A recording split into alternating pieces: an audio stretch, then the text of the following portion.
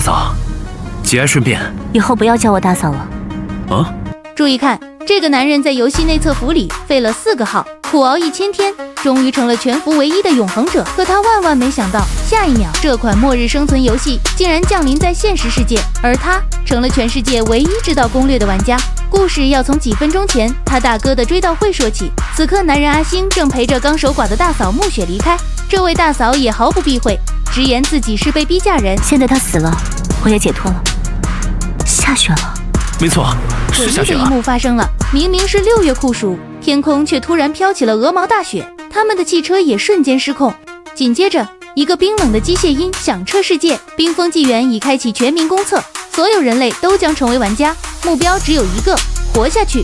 下一秒，阿星和暮雪就被强制传送到了一个冰天雪地的陌生营地，自动组成了家庭单位。就在暮雪惊慌失措时，阿星却瞬间反应过来，这不就是他玩了1000天的那款内测游戏吗？游戏规则、怪物弱点、隐藏任务，所有的一切他都了如指掌。很快，系统提示所有玩家选择职业。面对眼花缭乱的选项，全世界的玩家都懵了，但阿星却对每个职业的优劣了然于胸。他知道极地战士和雪地猎人前期强势，但后期疲软，而机械师这种大后期职业在前期就是个拖油瓶。暮雪，如果你相信我的话，就选极光骑士吧。而他自己则因为内测服的永恒者称号，竟意外解锁了全服唯一的隐藏被动永恒之力。这可是他之前费了4个号都没刷出来的传说级天赋。游戏正式开始，一个破旧的小屋和一簇即将熄灭的篝火就是他们的全部家当。系统提示，4个半小时后气温将骤降30度，只靠1级篝火根本活不过今晚。我去周围砍些木头，你就去收集散落的石块吧。一个砍树，一个搬石头，效率极高的收集资源。很快，他们就集齐了材料，不仅成功修复了领主小屋，还将篝火升到了2级，暂时保住了性命。更爽的是，因为他们是全服第一个修复小屋的队伍，系统更是直接奖励了一本稀有技能书冰疗术。阿星拿到技能书，嘴角微微上扬，这个持续回血的治疗技能正好可以用来测试一下他那神秘的唯一被动永恒之力究竟有多逆天。这股力量一定是您的恩赐吧？没错，感谢领主大人的赐福。注意看，这个男人刚被传送到一场5万人的极寒生存游戏，下一秒却获得了永生不灭的能力，甚至还能把队友和仆从都变成不灭之身。之所以会这样，是因为他觉醒了全宇宙唯一的逆天神级天赋永恒之力，任何增益状态一旦施加，就会变为永久效果。开局他就给自己刷上了一个冰疗术，该效果已变为永久状态。这个持续回血的 buff 竟真的变成了永久状态，这意味着只要阿星还活着，他就是个无限回血的小强。更爽的是，这个神技还能用在队友身上。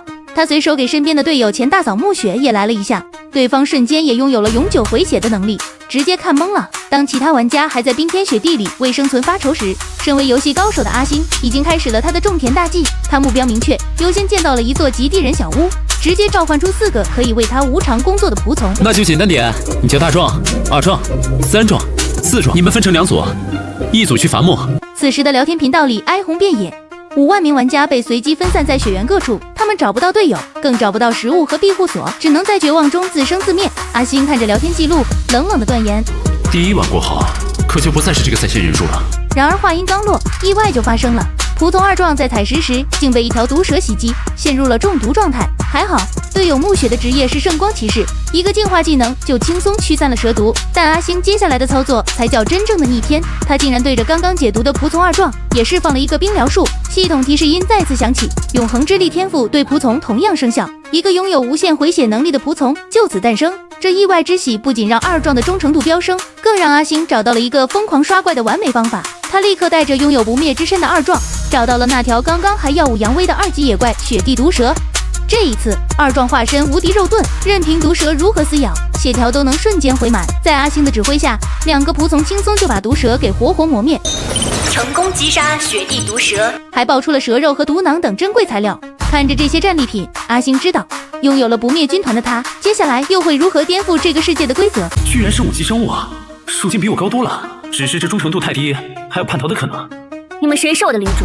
我是区区1级人类，怎么能把我召唤出来的？注意看，这个男人只是个刚进末日生存游戏的1级菜鸟，却能把任何有实现的增益状态都变成永久的逆天神技，而这一切都要从他作为全服第1个击杀野怪获得的首杀奖励说起。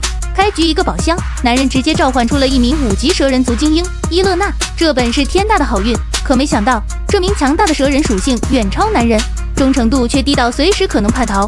他看着眼前区区1级的人类领主，眼神里充满了轻蔑与不屑。面对高傲的蛇人，男人却异常淡定，他直接命令对方将鳞片护甲和蛇人狂化2个技能施加在自己身上。就在技能生效的瞬间，男人觉醒了独一无二的 bug 级天赋永恒之力。系统提示音响起，这2个本该在短时间内消失的强大 buff 竟已变为永久状态。蛇人还来不及震惊，男人反手就给自己施加了刚刚学会的狂化技能。10秒钟过去了，狂化效果丝毫没有减弱，这彻底颠覆了蛇人对游戏规则的认知。男人告诉他，自己能将任何有用的技能永远留在身上。接受我的赐福，你也能与我同享力量。面对如此浩瀚莫测的力量，高傲的蛇人终于低下头颅，心甘情愿地献上了自己的忠诚。收服了强大战力后，男人带着美女同伴柳木雪和蛇人伊勒娜开始探索这片危机四伏的世界。然而他们不知道的是，另一边一个名叫龙哥的嚣张反派已经盯上了他们。这名字听着很耳熟啊，就是柳木雪的司机。便宜那小子了。龙哥在得知后，立刻露出了贪婪的嘴脸，下令手下不惜一切代价也要抓到柳木雪。至于男主，则直接处理掉。一场巨大的危机正在悄然逼近。就在此时，男主一行人遭遇了2只凶猛的雪狼。伊勒娜虽然强大，但同时对付2只也力不从心。危急关头，男人再次展现出超强的指挥才能，他迅速制定战术，自己和柳木雪负责牵制一只，让伊勒娜专心解决另一只。这是刚刚获得的蛇胆，涂在你的线上，可以附加减速效果。再加上我的冰球术啊，你应该很容易的甩开雪狼。在男人的精准指挥下，柳木雪也爆发出惊人的战斗天赋，团队配合天衣无缝，很快就将2只雪狼全部斩杀。战斗结束，男人惊喜地发现，这次竟然爆出了一张稀有的蓝色卷轴——双狼骑士招募卷轴。这波血赚，他将刚获得的狼皮披在柳木雪身上，为她取暖。随后，3人向着前方未知的区域走去，他们接下来会遇到什么新的奇遇？而龙哥的阴谋又是否会得逞呢？上集说到，男主阿星带领团队越级击败了2只雪狼，竟然爆出了稀有的蓝色卷轴。随后3人前往了未知的区域探索，那么他们接下来会遇到怎样的故事？注意看，这个男人意外穿越到了一个末日生存游戏里。当别的玩家还在为点燃一堆篝火而发愁时，他开局就直接占领了一座无主的煤矿，甚至还爆出了一把威力巨大的巴雷特狙击枪。而这一切都要从男人眼前弹出的系统提示说起。就在刚刚，阿星带着他的追随者在雪地里艰难求生，系统却提示他发现了一座资源点。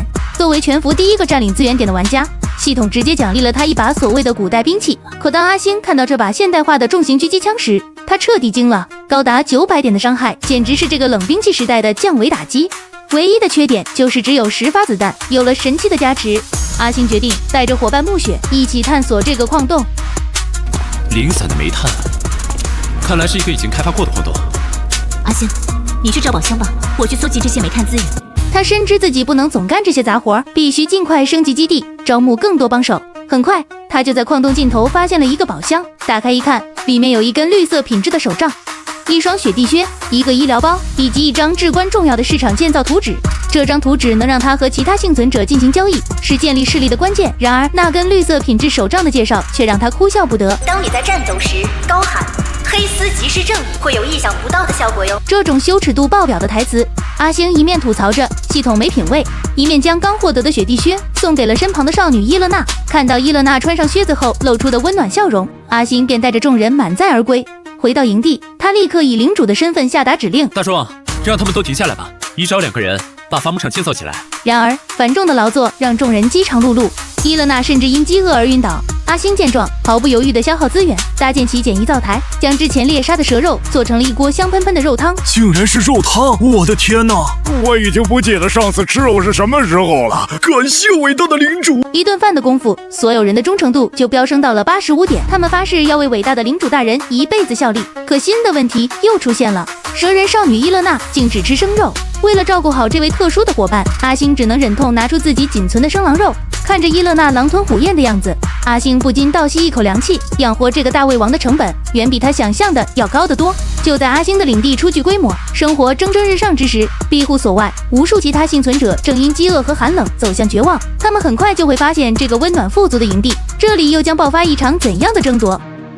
上集说到，阿星将珍贵的食物分给了众人，众人感激不尽。整个庇护所一片安静祥和，就在阿星苦恼于如何提升实力之际，更有意思的事情发生了。注意看，这个男人刚用几块肉换来一本公认最废的技能书，所有人都嘲笑他是个傻子。可下一秒，这个垃圾技能却让他获得了永久免疫伤害的超级护甲。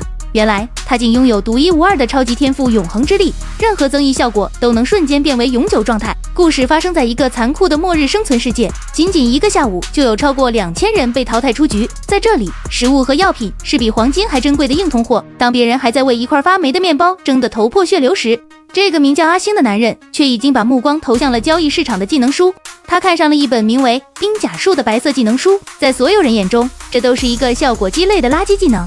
卖家狮子大开口，但阿星深知这技能的真实价值，三言两语就将价格压到了最低。交易完成的瞬间，他毫不犹豫地学习了技能。下一秒，奇迹发生了，天赋永恒之力触发，原本只能持续几分钟的冰甲术，竟直接变成了他的永久被动，拥有了绝对防御。阿星的实力开始滚雪球式增长，他轻松猎杀了别人想都不敢想的3级雪狼，获得了大量绿色品质的狼肉。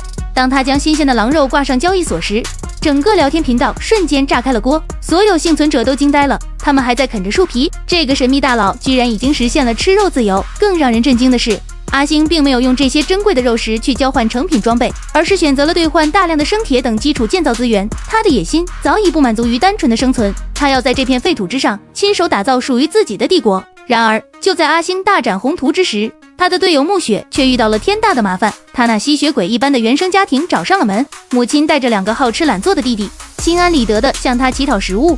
原来这家人曾为了利益，要强行将暮雪嫁给别人。如今见暮雪过上了好日子，便又像闻到肉味的苍蝇一样贴了上来。面对家人的道德绑架，暮雪展现出了前所未有的决绝，直接挂断了通讯。但他低估了母亲的歹毒。与此同时，游戏系统的冰冷提示音响起，5天之后，新手保护期将正式结束，真正的乱世即将来临。危机感瞬间笼罩在所有玩家心头，但对阿星来说，这却是千载难逢的机会。他知道版本更新前必然有排名奖励，这正是他一飞冲天的最佳跳板。为了备战，他召唤出了自己的第一个兵种——双狼骑士阿萨姆。双狼骑士阿萨，见过领主大人，请下达您作战的命令。直接将冰甲术、治疗术、狂化等一系列技能全部加持在阿萨姆身上。在永恒之力的作用下，一个拥有多重永久 buff 的超级战士瞬间诞生。阿萨姆的战力暴涨，忠诚度也直接拉满。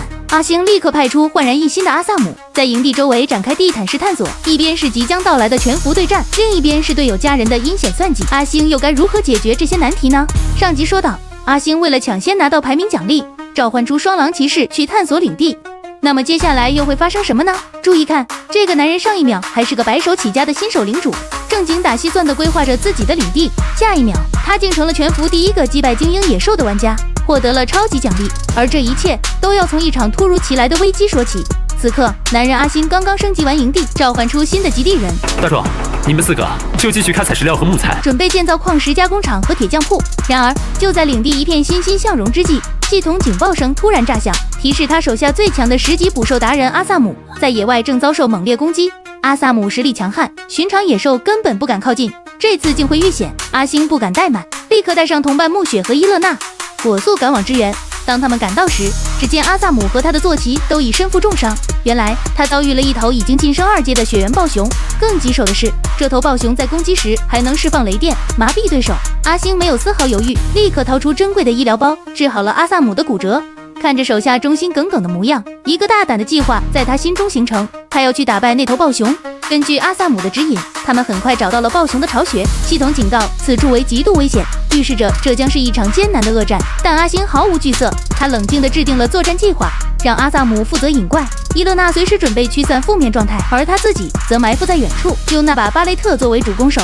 随着阿萨姆一声怒吼，一头体型庞大的雪原暴熊冲出洞穴。阿星定睛一看，心头一沉，这竟是一头15级的精英怪，血量高达4000点。按照他的攻击力，即使全部命中，也至少需要5下才能解决。而暴熊的速度极快，留给他的机会转瞬即逝。就在阿星瞄准的瞬间，暴熊已经扑向阿萨姆，阿星果断开火，第一发精准爆头，瞬间打掉暴熊1半血量。然而这头精英怪的智慧远超想象，他竟在第2枪时做出了闪避动作，眼看暴熊的利爪就要拍在自己身上，他心一横，凭着感觉预判走位，射出了最后一发子弹。倒下吧！伴随着怒吼，子弹呼啸而出，正中目标。幸运的是，这一枪竟触发了破甲特效，打出了致命一击。强大的雪原暴熊轰然倒地，阿星瘫坐在雪地里。刚才只要稍有差池，没的就是自己。惊险的战斗换来了丰厚的回报。系统提示音接连响起，他不仅升到了4级，更因为是全服首个击败精英野兽的玩家，获得了一张极其稀有的初级元素箭塔图纸。分解暴熊躯体后，收获更是惊人。除了制造防御塔所需的元素核心和能增加10点护甲的熊皮，还有上千块能增加属性的熊肉，以及一枚最让他心动的紫色召唤卷轴。正当他兴奋不已时，他发现战利品中的一颗力量之心正是阿萨姆进阶所需的材料。阿星毫不犹豫地将这颗珍贵的心脏交给了阿萨姆，这一举动瞬间让阿萨姆的忠诚度提升至满值。手握超级图纸和紫色召唤卷轴，阿星能否带领伙伴在这场末日求生游戏活下去呢？上集说到，阿星带领伙伴击败了雪原暴熊，收获了很多物资，并将双狼骑士晋升2阶。那么接下来又会发生什么？注意看，这个男人上一秒还在为手下队员的升级而发愁，下一秒却靠着一块熊肉彻底搅乱了整个服务器的经济，让垄断食物的黑心商人瞬间破防。而这一切都要从他刚刚通关一个巢穴说起。男人名叫阿星，是一名刚刚穿越到末日求生世界的玩家。凭借着过人的胆识，他开局就收服了一名狼人阿萨姆和一名蛇人少女伊勒娜。此刻，阿星刚带着手下端掉了一个怪物巢穴，不仅让阿萨姆成功进阶，实力暴涨，还在宝箱里开出了一本稀有的绿色技能书。虽然自己用不上，但阿星敏锐地察觉到，这东西能在交易市场卖个好价钱。与此同时，整个世界频道里哀鸿遍野。原来，随着游戏进程的推进，食物短缺成了所有领主最致命的问题。无数玩家自己都吃不饱，更别提养活招募来的领民了。很多人甚至因此遭遇了领民叛逃。就在众人绝望之际，一个名叫方龙的男人出现了。他自称是服务器第1大公会三鹰会的会长，并开始高价出售食物。然而，他一小份狼肉竟敢要价100单位的木材，简直是趁火打劫。面对玩家的质疑，方龙嚣张至极，声称爱买不买，不买就等着饿死。就在这时，阿星看着自己仓库里堆积如山的熊肉，决定给这个黑心商人好好上一课。他没有像方龙一样竭泽而渔，而是直接在市场上架了新鲜的熊肉，一份只要10个木材，并且食用后还能增加属性。此消息一出，世界频道瞬间炸锅。阿星的熊肉价格只有方龙的1/10，还附带增益效果。玩家们惊呼他为菩萨转世，纷纷涌入市场抢购。交易请求瞬间刷爆了阿星的后台，海量的资源疯狂涌入，让他的领地建设瞬间满足了升级条件。然而，更离谱的事情发生了，由于交易量过于火爆，系统竟然直接卡了，导致阿星上架的熊肉全部消失。世界频道再次被绝望笼罩。方龙见状，立刻跳出来嘲讽，并威胁那些刚才骂过他的玩家，扬言要让他们知道三鹰会的厉害。就在这千钧一发之际，阿星修复了 bug， 将熊肉重新上架，并直接在世界频道向方龙宣战。这一举动瞬间点燃了所有玩家的热情，他们疯狂抢购阿星的熊肉，用实际行动把方龙的脸打得啪啪作响。材料和条件都满足了，你现在就去升级篝火和领主小窝，建造裁缝铺，把剩下的人都派去建造元素箭塔。是。接上集，阿星将食物低价售出，用来交换领地升级材料，却引来了竞争者龙哥的不满。接下来，阿星又将如何面对龙哥的报复呢？注意看，这个男人只是心善，收留了3个可怜的难民，却不知道自己引狼入室，为整个领地埋下了巨大的危机。而与此同时，一场针对他的阴谋也正在悄然展开。故事要从几分钟前说起，在这个末日求生世界里，三鹰会老大方龙正因为找不到阿星而暴跳如雷。就在这时，他的手下传来一个好消息，女主柳木雪那个见钱眼开的父亲竟然主动联系了他们，表示愿意出卖女儿和阿星的领地坐标，只为换取一点蝇头小利。方龙大喜过望，一场致命的追杀即将上演。然而，对此毫不知情的柳木雪，他看到手下救回了3个自称来自冰封城的难民，衣衫褴褛，无家可归。考虑到领地正缺人手，柳木雪没有丝毫怀疑，便好心将他们收留下来。当领主阿星得知此事后，立刻察觉到一丝不对劲。冰封城距离此地足有几百公里，这3个难民是如何精准地跑到这里来的？面对曹星的质问，为首的难民茉莉声称：“我们被游猎者俘虏了，昨天夜里从他们的营地里逃出来的。”一听到游猎者和营地，曹星的眼睛瞬间亮了。他非但没有感到害怕，反而把这当成了一个刷经验、爆装备的绝佳机会。他详细询问了游猎者营地的实力，得知对方只有20来人和2个实力较强的首领后，曹星当即决定要主动出击，清剿这个营地。为了增加胜算，阿星先是消耗资源，招募了一位5级精英德鲁伊安德鲁。可没想到，这个新来的高手忠诚度极低，根本不听使唤。然而曹星只是淡淡一笑，随手对着安德鲁释放了一个神圣赐福。瞬间，一股强大的、永不消退的力量涌入安德鲁体内，他当场就被这奇迹般的手段给震惊了。曹星趁机威逼利诱，告诉他只有忠诚的领民才能享受这种待遇。安德鲁的忠诚度立刻飙升，心甘情愿成了曹兴的仆从，一切准备就绪。曹兴带着队友柳木雪以及战士阿萨姆蛇女安德鲁等一众高手，浩浩荡荡地冲向了游猎者营地。刚到营地外围，他们就遭遇了敌人的巡逻队。然而，这些所谓的游猎者在曹兴的精锐手下面前，简直不堪一击。阿萨姆一马当先，3下5除2就解决了战斗，经验值瞬间到账，连跟在后面划水的柳木雪都因此升了一级。轻松的胜利让众人信心大增，曹兴立刻下令全员打头阵，直接清剿整个营地。游猎者们虽然拼命抵抗，但在拥有超级 buff 加持的安德鲁和阿萨姆面前，他们的攻击就像挠痒痒，战斗呈现出一边倒的局势。一个小头目见势不妙，惊恐的让人去叫回首领，没想到阿星竟然阻止了手下，故意放跑了那个通风报信的喽啰。他要的不仅是清剿营地，更是要调出游猎者首领这2条大鱼，来获取更多的经验值。那么，面对即将回援的强大首领，阿星能如愿以偿吗？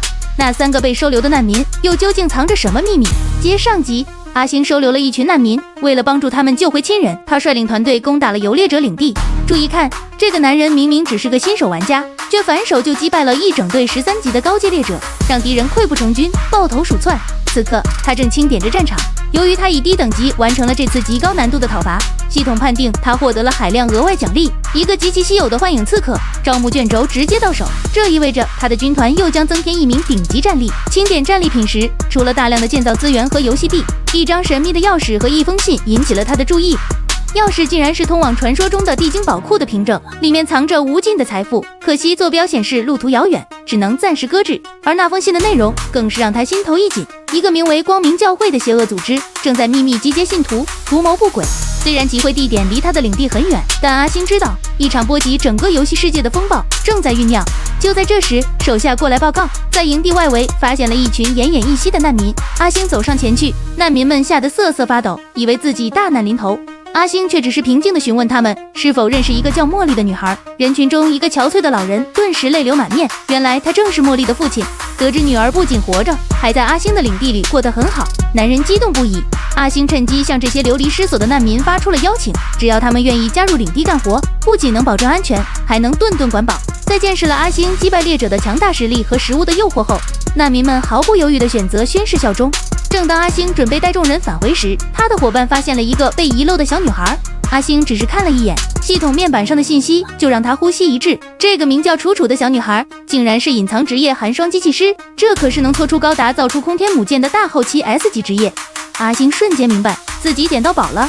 经过询问，小女孩的父亲在保护她时被猎者杀害，而她的母亲夏夜妮还在原来的领地。为了将这个未来的科技大佬和他的家人彻底绑定，阿星决定亲自护送女孩回家寻找母亲。当他们找到夏夜妮时，发现她竟然也是一位幸存的领主。阿星开门见山地提出了邀请，并明确告知，一旦加入，他将失去领主身份，成为自己的附庸。夏夜妮看着身边满眼期盼的女儿，最终她选择了放弃自由，只为换取母女俩能活下去的机会。随着夏夜妮的加入，她已故丈夫的遗物箱也自动转交给了阿星。开启之后，除了大量资源，阿星惊喜地发现了一包珍贵的小麦种子，这彻底解决了领地未来的粮食危机。在返回营地的路上，阿星笑着为大家描绘了一幅蓝图，等科技研究所建成，雪地摩托、运输车，甚至直升机都将不再是梦想。他得知新加入的夏夜妮曾经是一名专业的裁缝，阿星立刻做出安排，让他和女儿楚楚负责领地的裁缝铺，专门生产防具，无需参加危险的战斗。领地不仅收获了强大的战斗力，未来的科技核心，还补齐了后勤人才。但阿星知道，那把通往地精宝库的神秘钥匙和蠢蠢欲动的邪恶教会，将是他接下来要面对的更大挑战。上集说到，阿星收留了一对拥有 S 级职业的母女，并从他们手中获得了大量资源。注意看，这个男人上一秒还在为手下没有高强度战力发愁，下一秒却用一张卷轴召唤出了攻击力高达700的传奇刺客，准备单挑整个服务器最恐怖的副本。而这一切都要从全球人民被卷入这场名为《冰封纪元》的游戏说起。男人名叫阿星，凭借着对游戏的提前认知，他开局就迅速建立起一个小型庇护所，收拢了第一批幸存者。他不仅建造了元素防御塔抵御怪物，还体恤下属，将宝贵的肉和牛奶分给幸存者母女。楚楚，你等一下，这个给你们。曹星深知，想要改变这个游戏的结局，就必须团结一切可以团结的力量。就在他的领地初具规模时，系统的声音响彻整个服务器。冰封纪元等级排行榜正式开启，率先达到10级的100名玩家将获得丰厚的物资奖励。一时间，所有幸存者都陷入了疯狂的冲击竞赛。然而，危险也随之而来。另一个帮派的老大，一个嚣张跋扈的男人，早已将曹兴视为眼中钉。他不仅知道曹兴玩过这款游戏，更是集结人手，扬言要亲手送曹兴上路，独霸整个服务器的资源。一场生死竞速就此展开。面对强敌的威胁，曹兴却异常冷静。他从手下斥候阿萨姆绘制的简陋地图上发现了一个惊天秘密，一个被高智商怪物鼹鼠人占领的废弃矿洞。更关键的是，矿洞里竟时不时传出 NPC 从未听过的轰鸣声。曹兴立刻判断出，鼹鼠人已经发展出了科技。矿洞里不仅有海量的经验值，甚至可能藏着强大的机械造物。这是一个能让他瞬间拉开差距的巨大机遇，但风险与机遇并存。以他们目前的等级去挑战高级副本，无异于送死。同伴都对此表示担忧，但曹兴却亮出了他的底牌，一张珍贵的紫色召唤卷轴。随着光芒闪烁，一个手持双刃、眼神冰冷的幻影刺客出现在众人面前。系统面板显示，他的攻击力竟高达700点，简直是一刀一个小朋友的存在。可没想到，这个名为莎拉的传奇刺客却是个高傲的女王。她完全无视了作为召唤者的曹兴，反而对一旁温柔的女伴青睐有加。面对曹兴的赐福请求，他更是不屑一顾。眼看自己召唤出的王牌战力就要失控，曹兴灵机一动，让女伴先行展示赐福的力量。当那股永不消散的永恒之力注入莎拉体内时，他彻底震惊了。这个桀骜不驯的传奇刺客终于收起了轻视。领主大人，请原谅我刚才的无知和狂妄。成功收服了最强打手，曹兴不再犹豫，带着新组建的精英小队，他立刻向着充满未知的鼹鼠人矿洞进发。一场决定服务器排行榜格局的豪赌即将开始。